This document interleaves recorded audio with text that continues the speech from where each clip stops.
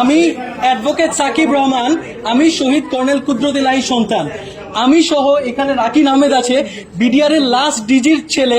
আমরা আইন পড়েছি একমাত্র একটা কারণেই, যে আমাদের বাবার বিচার আমরা চাই এবং আমাদের বাবার বিচার করে ছাড়বো। এবং আমরা অনেক কৃতজ্ঞ যে এই ছাত্র জনতার এই আন্দোলনের পরে আমার ছাত্ররা, আমি নর্থ সাউথ বিশ্ববিদ্যালয়ে পড়ে, আমার ছাত্ররা আমাকে এসে বলতো যে স্যার আমরা তো পেয়েছি, কিন্তু আপনার জন্য আমরা সবচাইতে বেশি খুশি। এবং এই সরকার যখন কিনা তদন্ত কমিশনটা করে নাই, তারপরে বোঝা গিয়েছে যে জনগণ কতটা তার মনে প্রাণে এই বিডিআর পিলখানা হত্যাকাণ্ডকে ধারণ করে। এই কারণে আমরা আজকে অভিযোগ দায় করছি এবং আমরা আশাবাদী যে আমরা এর সঠিক বিচার পাবো।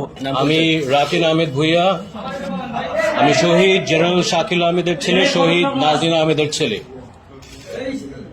পিলখানা হত্যাকাণ্ড যে পরিমাণ ষড়যন্ত্র হয়েছে, 57 দেশপ্রেমিক সেনাবাহিনী অফিসার হত্যা করার জন্য, শুধু বাংলাদেশ সেনাবাহিনী ধ্বংস করার জন্য না, বাংলাদেশ রাইফেল ধ্বংস করার জন্য না, বাংলাদেশের সার্বভৌমত্ব ধ্বংস করার জন্য।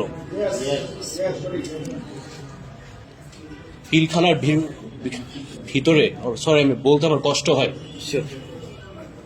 যে পরিমাণ আমার বাবা মাকে কেমনে মেরেছে আমি বলতে আমার বুকটা ফেটে যায়। আমাকে অফিসার বলেছিল, বাবা তুমি তোমার বাবা মার লাশ দেখো না, তুমি নিতে পারবে না বাবা। দেখতেই পারি নাই। যে নির্মমতা, যে বর্বরতা আপনারা কল্পনাও করতে পারবেন না। এটা আপনাদের বাবাদের সাথে হতে পারত, আপনার মায়ের সাথে হতে পারত, আপনার মেয়ের সাথে হতে পারত, আপনার ছেলের সাথে হতে পারত। একটা অপরাধ ছিল তাদের, জানেন কি? তারা বাংলাদেশকে ভালোবাসতো, বাইরের শত্রু থেকে দেশকে রক্ষা করত। আর ওদের ষড়যন্ত্রে আমার বাবা এবং মা এবং বাকি সব অফিসার এটা শিকার, হত্যার শিকার। দোষ ছিল একটাই, সৎ ছিল। আমি একা বড় হয়েছি, 15 বছরে আমার যে পরিমাণ নির্যাতনের সম্মুখীন করতে হয়েছে আপনারা এটা জানেন না। কষ্ট হয়তো বা বলি না।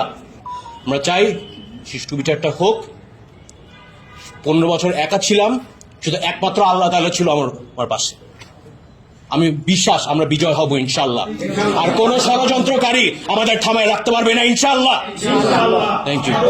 25 এবং 26 ফেব্রুয়ারি তারিখে 57 জন সেনা অফিসারের উপরে যে বর্বরচিত হত্যাকাণ্ড চালানো হয়েছে, তা মানবতা বিরোধী অপরাধ এবং একই সাথে গণহত্যার সাথে আমরা সামঞ্জস্যতা পেয়েছি।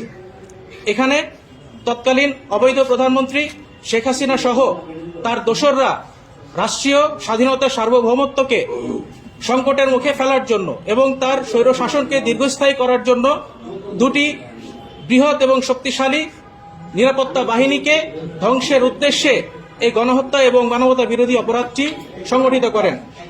আজকে আমরা বিডিআর শহীদ পরিবারের উপস্থিতিতে মাননীয় ট্রাইব্যুনালের চিফ প্রসিকিউটর বরাবর একটি অভিযোগ দাখিল করেছি। অভিযোগে আমরা 58 জনের বিরুদ্ধে আমরা অভিযোগ দাখিল করেছি, তৎকালীন প্রধানমন্ত্রী শেখ হাসিনা সহ। এবং আমাদের অভিযোগ খুবই সুস্পষ্ট। দুটি বাহিনীকে ধ্বংস করে বাংলাদেশের স্বাধীনতা সার্বভৌমত্বকে সংকটাপন্ন করার উদ্দেশ্যে পরিকল্পিতভাবে আওয়ামী ফ্যাসিস্ট মতাদর্শকে প্রতিষ্ঠা করার জন্য দেশপ্রেমিক এবং দক্ষ অফিসারদেরকে খুন করা হয়েছে।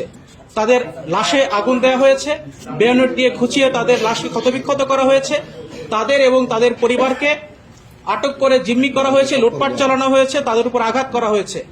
এই সব কিছুই মানবতা বিরোধী অপরাধ হিসেবে গণ্য হয় এবং একই সাথে যেহেতু সে রাজনৈতিক উদ্দেশ্যকে চরিতার্থ করার জন্য এই হত্যাকাণ্ডটি সংগঠিত করেছিল, এটি গণহত্যা হিসেবেও পরিগণিত হবে।